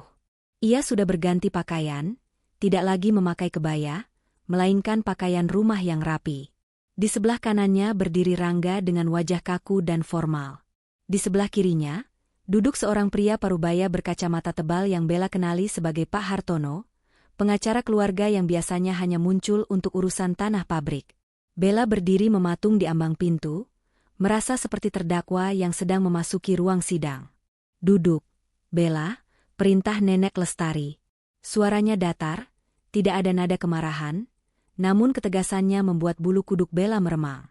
Bella melangkah pelan dan duduk di sofa panjang di hadapan mereka. Ia menundukkan kepala, tidak berani menatap mata Nenek Lestari.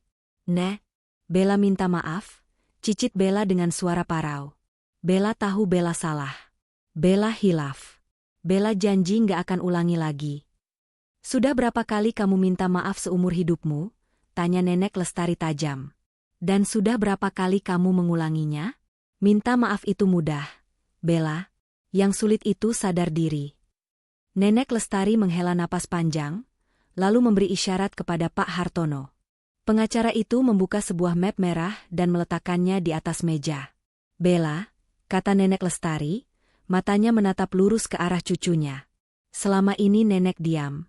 Nenek pikir, kalau Nenek kasih semua yang kamu mau, mobil, uang saku puluhan juta, baju bermerek, liburan ke luar negeri, kamu akan bahagia dan jadi anak yang baik.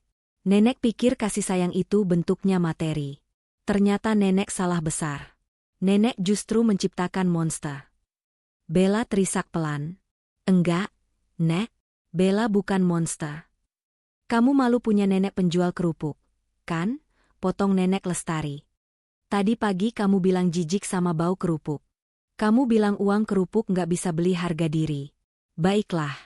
Kalau begitu, mulai detik ini, Nenek akan mengabulkan keinginanmu.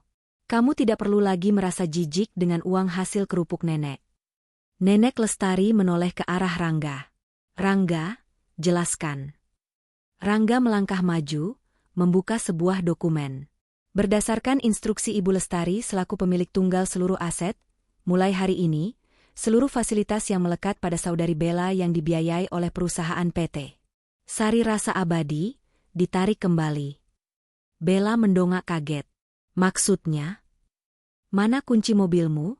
tanya Rangga sambil menengadahkan tangan. "Tapi, itu mobilku. Hadiah ulang tahunku," protes Bella panik. "Itu aset perusahaan, Bel. STNK dan BPKB atas nama perusahaan. Selama ini kamu hanya diberi hak pakai. Karena kamu merasa malu dengan perusahaan ini, maka hak pakaimu dicabut. Serahkan kuncinya," kata Rangga tegas. Dengan tangan gemetar, Bella merogoh tasnya dan menyerahkan kunci mobil sedan putih itu. Rasanya seperti sebagian jiwanya ikut terenggut. "Kartu kredit," lanjut Rangga. "Kartu tambahan platinum yang kamu pegang, tagihannya dibayar langsung oleh rekening pribadi Ibu Lestari. Karena uang itu bau amis udang, saya yakin kamu tidak mau memakainya lagi. Serahkan."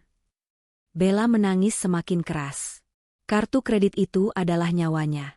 Tanpa kartu itu, ia tidak bisa belanja, tidak bisa ke salon, tidak bisa nongkrong di kafe.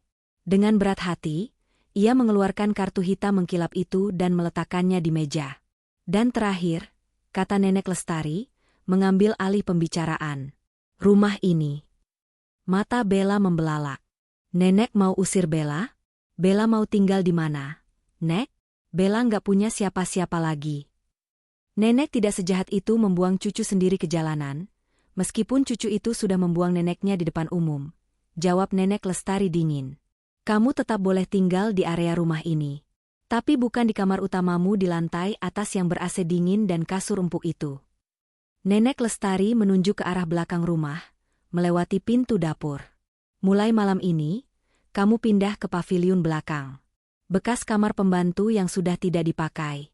Kamarnya kecil, pakai kipas angin, dan kamar mandinya di luar." "Apa?"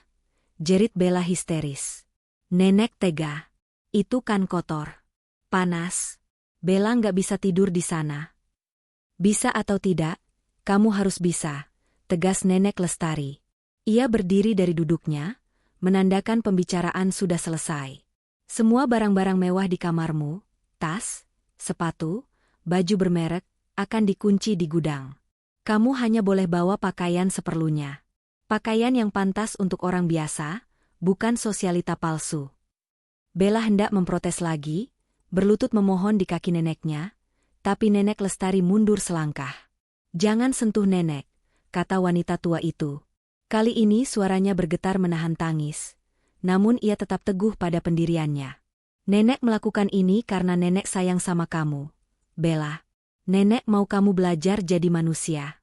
Kalau kamu lapar, dapur selalu terbuka. Tapi jangan harap ada makanan mewah pesanan restoran. Di dapur cuma ada nasi, sambal, dan kerupuk." Nenek Lestari menatap Bella tajam untuk terakhir kalinya malam itu. "Makan kerupuk saja kalau mau hidup. Katanya kamu malu, tapi cuma itu yang bisa menghidupi kamu sekarang." Setelah mengucapkan kalimat pamungkas itu, Nenek Lestari berbalik dan masuk ke kamarnya, diikuti oleh Pak Hartono. Pintu kamar nenek tertutup, dan terdengar suara kunci diputar dari dalam. Tinggallah Bella dan Rangga di ruang tengah. Rangga menatap Bella dengan tatapan yang sulit diartikan, campuran antara kasihan dan kepuasan melihat keadilan ditegakkan. "Ayo, Bel. Saya bantu angkat koper kamu ke paviliun belakang," kata Rangga datar. "Jangan coba-coba membantah. Satpam di depan sudah saya instruksikan untuk tidak membiarkan kamu keluar gerbang tanpa izin ibu." Malam itu menjadi malam terkelam dalam hidup Bella. Ia diseret dari kemewahan menuju realitas yang pahit dalam hitungan jam. Ia mengemasi beberapa helai kaos dan celana jeans ke dalam tas kresek, karena koper mahalnya pun disita. Saat ia melangkah masuk ke dalam kamar paviliun yang sempit dan pengap itu, bau lembab menyergap hidungnya. Kasurnya tipis dan keras. Dindingnya bercat putih kusam yang mengelupas. Bella duduk di sudut kasur, memeluk lututnya. Di luar jendela, ia bisa melihat kemegahan rumah utama yang dulu adalah istananya. Perutnya berbunyi keroncongan. Ia belum makan sejak pagi karena terlalu sibuk berdandan. Ia teringat ucapan neneknya. Di dapur hanya ada kerupuk. Dengan langkah gontai, Bella berjalan ke dapur umum di belakang. Di meja makan kayu yang sederhana, tergeletak sebuah toples plastik berisi kerupuk udang sisa penggorengan kemarin. Bella membuka toples itu. Aroma udang yang dulu ia benci kini, menjadi satu-satunya aroma yang menjanjikan kehidupan. Bella mengambil kepingan kerupuk itu, menggigitnya perlahan. Renyah, gurih, dan asin. Asin karena bercampur dengan air matanya yang jatuh menetes ke atas kerupuk itu. Di tengah kesunyian malam, Bella mengunyah kerupuk itu sambil meratapi nasibnya yang berubah 180 derajat. Ia telah jatuh ke titik nol, dan ia sadar, jalan untuk naik kembali akan sangat terjal dan menyakitkan.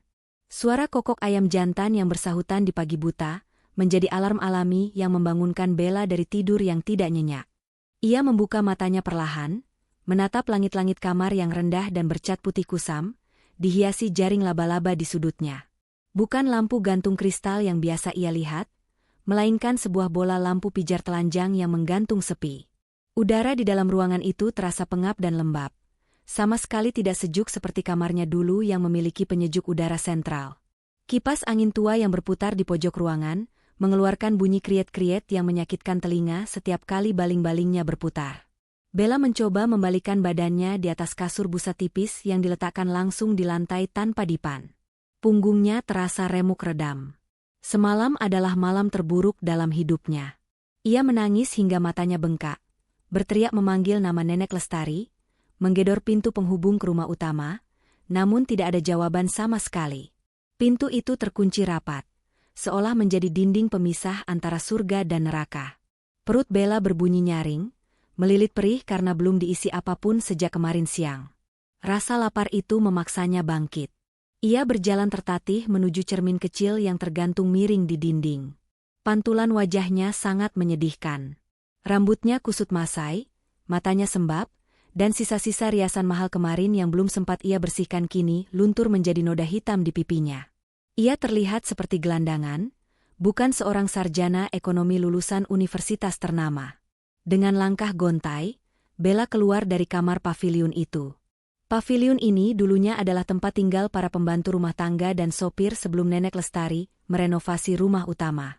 Letaknya terpisah di bagian belakang, dekat dengan area jemuran dan gudang. Bella melirik ke arah rumah utama yang megah. Jendela-jendelanya tertutup tirai. Ia bisa membayangkan di dalam sana Nenek Lestari mungkin sedang menikmati sarapan bubur ayam hangat dengan teh manis, sementara dirinya di sini kelaparan. Bella meraba saku celananya, mencari ponselnya. Baterainya tinggal 10%. Ia mencoba membuka aplikasi perbankan di ponselnya, berharap masih ada sisa saldo yang luput dari penyitaan.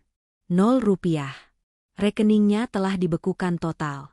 Ia beralih ke aplikasi pesan instan, mencoba menghubungi Clarissa dan teman-teman geng sosialitanya. "Clarissa, tolong aku. Pinjam uang 500.000 saja, aku janji ganti minggu depan," ketik Bella dengan jari gemetar. 1 menit.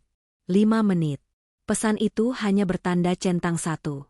Bella baru sadar, Clarissa telah memblokir nomornya. Ia mencoba menghubungi Dimas. "Nomor yang Anda tuju sedang tidak aktif atau berada di luar jangkauan," suara operator menjawab panggilannya. Bella membanting ponselnya ke kasur dengan frustrasi. Ia benar-benar sendirian. Rasa gengsi yang selama ini menjadi tamengnya kini hancur berkeping-keping, digantikan oleh naluri dasar manusia untuk bertahan hidup. Matanya tertuju pada toples kerupuk kecil yang diberikan nenek semalam.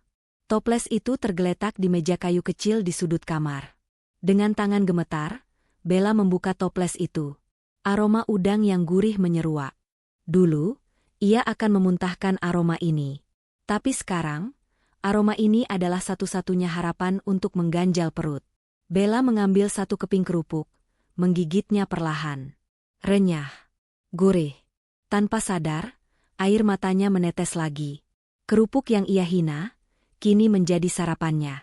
"Makan kerupuk saja kalau mau hidup," kata-kata nenek terngiang kembali di kepalanya. Bella tidak mau menyerah begitu saja. Ia adalah sarjana. Ia punya ijazah. Meskipun ijazah aslinya masih ditahan kampus karena belum cap 3 jari, setidaknya ia punya fotokopian transkrip nilai di email. Bella mandi seadanya di kamar mandi luar yang airnya dingin menusuk tulang. Lalu mengenakan kemeja putih dan celana bahan hitam, satu-satunya pakaian layak yang disisakan Rangga di lemari pavilion itu. Ia berjalan kaki keluar dari kompleks perumahan elit itu. Pos satpam di depan gerbang dijaga oleh Pak Ujang yang biasanya menyapanya dengan hormat sambil membukakan gerbang otomatis. Kali ini, Pak Ujang hanya menatapnya sekilas dengan pandangan iba, lalu kembali membaca koran. Bella harus membuka pintu gerbang kecil untuk pejalan kaki sendiri. Panas matahari pagi mulai menyengat kulitnya yang tidak lagi terlindungi oleh mobil ber-AC. Hari itu, Bella mendatangi 5 perusahaan berbeda yang membuka lowongan kerja walk-in interview. Ia berjalan kaki dari satu gedung ke gedung lain, naik bus kota yang berdesak-desakan, merasakan keringat membasahi kemejanya. Namun, realitas dunia kerja ternyata kejam. "Maaf, Mbak. Kami mencari yang berpengalaman minimal 2 tahun. Anda fresh graduate dan dari gelagat Anda sepertinya tidak biasa kerja keras," kata seorang HRD dengan sinis setelah melihat penampilan Bella yang tampak lelah dan tidak bersemangat. Di tempat lain, ia ditolak karena alasan yang lebih menyakitkan. "Oh, Anda Bella yang viral itu ya? Yang malu sama neneknya sendiri? Wah, maaf Mbak. Perusahaan kami sangat menjunjung tinggi etika dan sopan santun. Kalau sama keluarga sendiri saja tidak hormat, bagaimana nanti sama atasan?" Dunia maya ternyata bergerak lebih cepat dari langkah kakinya. Video wisuda itu telah menutup banyak pintu baginya. Sore harinya, Bella duduk terkulai di halte bus dengan perut yang semakin perih. Ia tidak punya uang untuk membeli air minum, apalagi makan siang. Kakinya lecet karena sepatu hak pantofel yang ia pakai terlalu lama berjalan. Harapan terakhirnya telah pupus. Ia tidak bisa lari kemanapun. Satu-satunya jalan yang tersisa adalah jalan yang ditawarkan neneknya. Jalan yang paling ia benci. Dengan sisa tenaga, Bella berjalan pulang, bukan menuju pavilion, melainkan menuju bangunan besar di belakang rumah utama yang dibatasi tembok tinggi, pabrik kerupuk Sari Rasa. Pabrik itu sedang sibuk-sibuknya. Puluhan karyawan berseragam biru muda berlalu lalang, mengangkut karung tepung, menjemur kerupuk mentah, dan mengepak kerupuk matang ke dalam kardus. Aroma udang dan bawang sangat menyengat di sini. Di tengah kesibukan itu, Rangga berdiri memegang papan jalan, sedang memberi instruksi kepada para sopir truk. Bella berjalan mendekati Rangga dengan kepala tertunduk. Ia merasa semua mata karyawan tertuju padanya, menelanjanginya dengan tatapan mencemooh. "Itu cucu Ibu Lestari yang sombong itu kan?" bisik-bisik terdengar jelas. Saya mau kerja," ucap Bella pelan, suaranya hampir hilang ditelan deru mesin penggiling adonan. Rangga menoleh, menatap Bella dari ujung kaki ke ujung kepala. Tidak ada senyum ramah di wajah pria itu, hanya tatapan profesional yang dingin. "Bagus kalau kamu sudah sadar. Tapi jangan harap kamu bisa langsung duduk di ruangan ber-AC. Sesuai instruksi Ibu Lestari, kamu mulai dari bawah." Rangga menunjuk ke sebuah sudut parkiran. Di sana, terparkir bukan truk besar atau mobil box, melainkan sebuah sepeda motor bebek tua tahun 90-an yang catnya sudah mengelupas di sana-sini. Di bagian jok belakangnya, terpasang sebuah keranjang anyaman bambu, bronjong, yang sangat besar, berisi tumpukan bungkusan kerupuk. "Itu kendaraan dinas kamu," kata Rangga tegas. "Tugas kamu adalah mengantar pesanan ke pasar-pasar tradisional di kecamatan sebelah. Jalurnya sempit, mobil tidak bisa masuk, jadi harus pakai motor. Ada 20 alamat warung yang harus kamu datangi hari ini sebelum matahari terbenam." Bella terbelalak menatap motor butut itu. "Saya? Naik itu? Bawa keranjang segede itu? Mas Rangga gila ya? Saya bisa jatuh. Saya nggak pernah naik motor bawa beban." "Kalau tidak mau, silakan pergi. Pintu gerbang di sana," jawab Rangga santai sambil menunjuk gerbang keluar. "Tapi ingat, malam ini kamu tidak makan lagi kalau tidak bawa uang upah harian." Ancaman kelaparan itu ampuh. Bella menelan harga dirinya bulat-bulat. Dengan tangan gemetar, ia mengambil kunci motor yang disodorkan Rangga. Ia mengganti sepatu hak tingginya dengan sandal jepit yang tersedia di gudang, lalu mencoba menaiki motor itu. Keranjang di belakangnya sangat berat, membuat motor itu oleng bahkan sebelum dijalankan. Hati-hati, kerupuk itu gampang remuk. Kalau ada satu bungkus yang remuk, potong gaji, tambah Rangga sadis. Bella menyalakan mesin motor. Suaranya berbet keras, mengeluarkan asap putih tipis. Dengan hati-hati, ia memutar gas. Motor melaju tertatih-tatih keluar dari area pabrik. Bella menangis di balik helm butut yang bau apek. Ia, Bella sang primadona kampus, kini menjadi kurir kerupuk dengan motor butut. Tujuan pertamanya adalah pasar impres yang becek dan semrawut. Bella harus bermanuver di antara tukang becak, angkot yang mengetem sembarangan, dan ibu-ibu yang belanja. Saat ia memarkir motornya di depan sebuah toko kelontong kecil, kakinya gemetar menahan beban motor yang berat karena muatan. "Permisi, antaran kerupuk dari Sari Rasa," cicit Bella pelan kepada pemilik toko, seorang ibu gemuk yang sedang menghitung uang receh. Ibu itu menatap Bella, lalu ke keranjang kerupuk. "Loh, kok tumben yang antar cewek cantik? Mas Udin kemana?" "Mas Udin sakit, Bu. Saya penggantinya." Bohong Bella, tidak berani mengaku siapa dirinya. "Wah, kasihan amat Neng cantik-cantik jadi kuli kerupuk. Kulitnya nanti item loh." "Ya sudah, turunin di sana, susun yang rapi ya, jangan dilempar," perintah ibu itu galak. Bella harus mengangkut bungkusan-bungkusan besar kerupuk itu satu persatu ke dalam toko. Tangannya yang halus kini mulai merah-merah tergores plastik kasar. Punggungnya sakit bukan main. Keringat bercucuran membasahi seluruh tubuhnya, membuatnya lengket dan bau matahari. Di toko ketiga, sebuah kejadian yang menampar batinnya terjadi. Pemilik warung itu, seorang kakek tua, sedang mengobrol dengan pelanggannya saat Bella datang membawa kerupuk. "Ini kerupuk Sari Rasa ya? Wah, ini kerupuk legendaris," kata kakek itu sambil menerima nota dari Bella. "Neng tahu nggak? Pemiliknya, Bu Lestari, itu orang paling baik di daerah sini. Dulu waktu saya sakit nggak punya biaya, Bu Lestari yang kasih pinjam uang tanpa bunga. Dia juga sering kasih beasiswa buat anak-anak pasar sini. Makanya kami semua di sini doain usahanya lancar terus." Bella tertegun. Ia mematung memegang nota tagihan. Selama ini ia menganggap neneknya hanya orang tua pelit yang memalukan. Ia tidak pernah tahu bahwa di luar sana, neneknya dianggap seperti malaikat oleh orang-orang kecil. Rasa malu yang berbeda kini menyusup ke dalam hatinya. Bukan malu karena miskin, tapi malu karena ia begitu buta dan sombong. "Neng, kok bengong? Ini uangnya, tegur kakek itu. Iya, Pak. Terima kasih, jawab Bella gugup. Hari itu berakhir saat matahari terbenam. Bella kembali ke pabrik dengan tubuh remuk redam. Wajahnya kusam, penuh debu jalanan. Ia memarkir motornya, lalu melapor ke Rangga di pos satpam. Semua terkirim.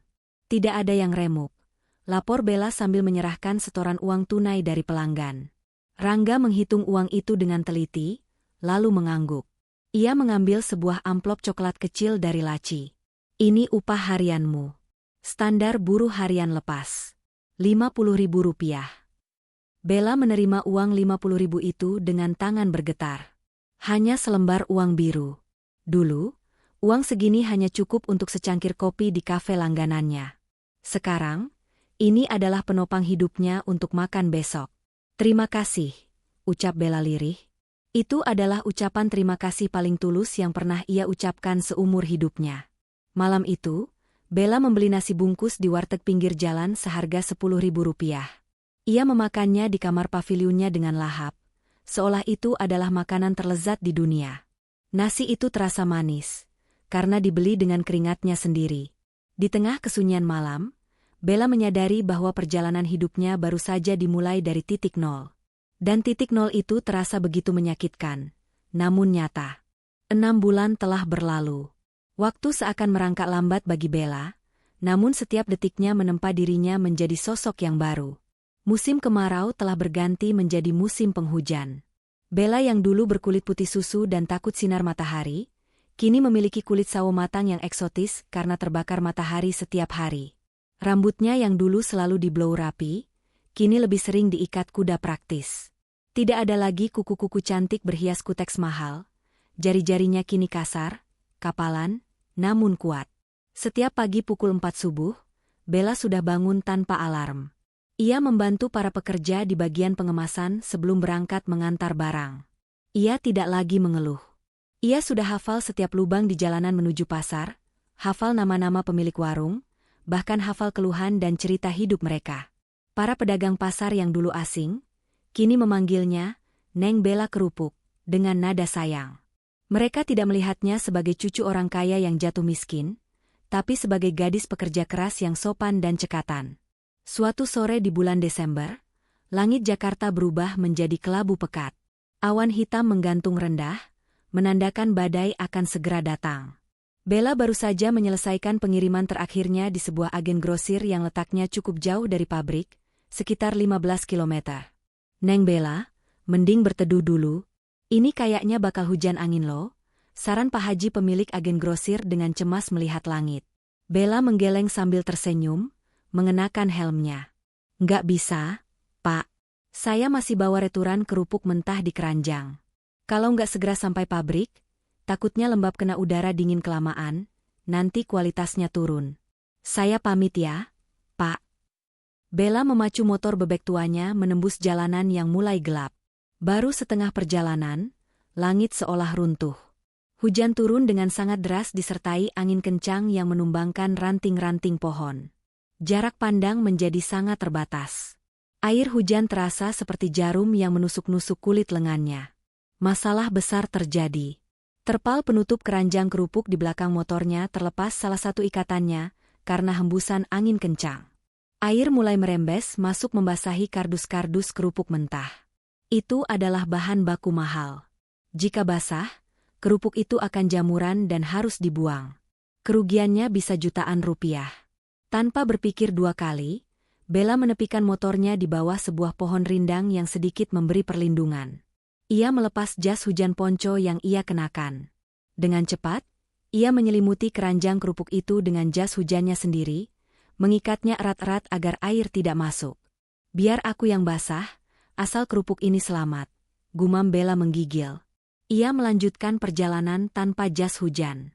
Hujan deras mengguyur tubuhnya tanpa ampun. Baju kemejanya basah kuyup menempel di badan, air dingin meresap sampai ke tulang sumsum. Giginya gemeretak menahan dingin yang luar biasa, namun tangannya tetap kokoh memegang setang motor, menjaga keseimbangan agar muatannya tidak jatuh di jalanan yang licin. 1 jam kemudian, motor bebek itu memasuki gerbang pabrik. Bella sudah setengah sadar. Pandangannya kabur, kepalanya pening luar biasa. Ia memarkir motor di area bongkar muat yang beratap kanopi. Rangga berlari menghampiri saat melihat kondisi Bella. Astaga, Bella. Kamu kenapa nggak pakai jas hujan? Kamu bisa hipotermia. Bella turun dari motor dengan kaki gemetar, wajahnya pucat pasi, bibirnya biru. Namun ia masih sempat menunjuk ke arah keranjang belakang. Kerupuknya aman, Mas. Aku tutup pakai jasku, tolong dicek, jangan sampai ada yang basah. Setelah mengucapkan itu, tubuh Bella limbung. Namun sebelum ia menyentuh lantai beton yang dingin, sepasang lengan yang hangat menangkapnya. Bukan lengan Rangga, melainkan lengan seorang wanita tua. Bel, cucuku. Suara Nenek Lestari terdengar panik. Nenek Lestari ternyata sedang memantau di area gudang karena khawatir dengan cuaca buruk. Melihat cucunya pulang dalam keadaan seperti itu demi menyelamatkan kerupuk, pertahanan hati Nenek Lestari runtuh seketika. Ia memeluk tubuh Bella yang basah kuyup dan menggigil hebat, tidak peduli baju kebayanya ikut basah dan kotor. Nenek, bisik Bella lemah, matanya berkaca-kaca bercampur air hujan. Maafin Bella, Nek. Bella baru tahu, cari uang itu susah, menjaga amanah itu berat. Bella minta maaf. Tangisan Nenek Lestari pecah. Ia mendekap kepala cucunya ke dadanya. Sudah, Nak, sudah. Nenek sudah maafkan kamu dari dulu. Nenek cuma mau kamu mengerti. Sekarang kamu sudah mengerti. Bella menangis sesenggukan di pelukan neneknya, menumpahkan segala rasa sakit, penyesalan, dan kerinduannya selama 6 bulan ini. Hujan deras di luar seolah menjadi saksi bisu pencucian jiwa Bella. Segala kesombongan dan gengsi itu telah luntur, hanyut bersama air hujan, menyisakan Bella yang baru. Bella yang menghargai setiap tetes keringat. Malam itu, Bella demam tinggi. Nenek Lestari tidak sedetik pun meninggalkan sisi tempat tidur Bella. Kini Bella sudah dipindahkan kembali ke kamarnya yang nyaman di rumah utama. Nenek mengompres dahi Bella, menyuapinya bubur, dan memijat kakinya, persis seperti saat Bella masih kecil. 3 hari kemudian, Bella sudah pulih. Ia duduk di ruang tamu, menatap ke arah taman. Suasana hatinya tenang. Ia merasa lega, seolah beban berat yang selama ini ia pikul telah diangkat. Nenek Lestari datang membawakan secangkir teh hangat dan duduk di sampingnya. Rangga juga hadir, duduk di kursi seberang dengan senyum tipis yang jarang ia perlihatkan. Bella, panggil Nenek lembut. Kamu sudah sehat? Sudah, Nek. Terima kasih sudah merawat Bella. Jawab Bella sambil mencium punggung tangan neneknya dengan takzim. Nenek dan Rangga sudah bicara, kata Nenek Lestari, wajahnya berubah serius namun penuh kasih. Melihat kinerjamu 6 bulan ini, dan terutama kejadian kemarin saat hujan badai, kami sepakat bahwa kamu sudah lulus ujian kehidupan ini. Bella menunduk. Bella nggak minta apa-apa, Nek. Bella cuma mau kerja lagi. Bella malu kalau cuma numpang makan. Tentu saja kamu akan kerja, sambar Rangga. Tapi bukan sebagai kurir lagi. Kami butuh orang yang mengerti produk dari hulu ke hilir, tapi juga punya latar belakang pendidikan ekonomi untuk mengembangkan pasar ekspor baru di Timur Tengah. Posisi staf pemasaran junior kosong. Gajinya UMR, tapi ada bonus kalau target tercapai. Kamu mau? Mata Bella berbinar. Itu adalah tawaran yang jauh lebih rendah dari ekspektasinya dulu saat baru wisuda. Ia dulu bermimpi langsung jadi manajer, tapi sekarang, tawaran ini terasa sangat berharga. Ini adalah posisi yang ia dapatkan karena kemampuannya, bukan karena koneksi. Bella mau banget, Mas Rangga, Nek, seru Bella antusias. Nenek Lestari tersenyum bangga. Tapi ingat, fasilitas mobil dan kartu kredit belum Nenek kembalikan. Kamu beli bensin sendiri, makan siang bayar sendiri dari gajimu. Kamu harus mandiri. Siap, Nek. Bella sanggup. Jawab Bella mantap. 1 bulan kemudian, sebuah pameran kuliner internasional digelar di Pusat Konvensi Jakarta. Stand, kerupuk Nusantara Sari Rasa, terlihat paling ramai pengunjung. Di sana, Bella berdiri dengan percaya diri mengenakan seragam batik perusahaan. Ia melayani para pembeli dari berbagai negara, menjelaskan proses pembuatan kerupuk dengan bahasa Inggris yang fasih. Tiba-tiba, Dari kerumunan pengunjung, muncul sosok yang sangat ia kenal. Clarissa. Mantan sahabatnya itu datang dengan gaya angkuh seperti biasa, memegang tas brandy terbarunya. Clarissa terkejut melihat Bella menjaga stand kerupuk. "Loh, Bella? Ya ampun, jadi gosip itu benar? Lo sekarang jadi SPG kerupuk." Cibir Clarissa sambil tertawa meremehkan, berharap Bella akan malu dan bersembunyi seperti dulu. Namun, Bella tidak bergeming. Ia tidak menunduk, tidak juga marah. Ia menatap Clarissa dengan senyum tenang dan tatapan mata yang tajam penuh percaya diri. "Halo, Clarissa. Selamat datang," sapa Bella ramah namun tegas. "Bukan SPG, aku sekarang junior ekspor marketing di sini. Dan ya, ini stand kerupuk nenekku. Kerupuk yang omsetnya miliaran dan sudah sampai ke Eropa. Kamu mau coba? Atau kamu cuma mampu beli tas, tapi nggak mampu beli kerupuk kualitas ekspor ini?" Wajah Clarissa memerah karena malu. Ia tidak menyangka Bella akan membalas dengan begitu elegan dan percaya diri. Orang-orang di sekitar stand mulai berbisik-bisik kagum melihat profesionalisme Bella. Clarissa yang merasa kalah wibawa, akhirnya pergi dengan terburu-buru tanpa berkata apa-apa. Bella tersenyum melihat kepergian masa lalunya. Ia menoleh ke belakang, di mana Nenek Lestari sedang duduk memperhatikan sambil mengacungkan jempol. Bella membalasnya dengan finger heart ala Korea. Ia mengambil sebungkus kerupuk, mengangkatnya sedikit ke udara. Kerupuk ini renyah, serenyah hatinya yang kini telah ikhlas menerima siapa dirinya. Ia adalah Bella, cucu penjual kerupuk, dan ia bangga akan hal itu. Kebahagiaan sejati ternyata bukan terletak pada apa yang kita pamerkan kepada dunia, melainkan pada apa yang kita syukuri di dalam hati. Tamat.